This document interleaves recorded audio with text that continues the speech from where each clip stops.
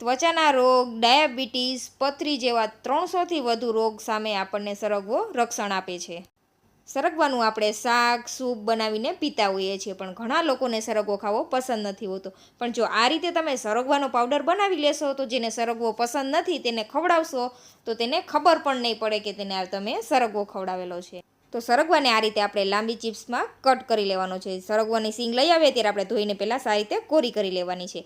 પછી જ્યાં સુધી સરગવો ક્રિસ્પી ન થઈ જાય ત્યાં સુધી આપણે તેને તડકામાં સૂકવી દેવાનો છે. આ રીતે હાથેથી તોડી અને સીંગ સારી રીતે તૂટી જાય ત્યાં સુધી આપણે તેને તડકામાં સૂકવી દેવાનું છે. અત્યારે તડકો સારો છે એટલે 2 થી 3 દિવસમાં સરગવો સારી રીતે સુકાઈ જશે. હવે તેને મિક્સર જારમાં ઉમેરીને ફાઇન એવું પીસી લેવાનું છે. પછી તેને આ રીતે કોઈ કાણાવાળા વાસણથી સારી રીતે ચાળી લેવાનું છે અને જે વધે છે પાવડર તેને આપણે ફરી પીસી લેવાનું છે. તો તૈયાર છે એકદમ નેચરલી રીતે ઘરે બનાવેલો સરગવાનો પાવડર. બજારમાં મળે છે તે પાવડર થોડો ગ્રીન કલરનો હોય છે, પણ તે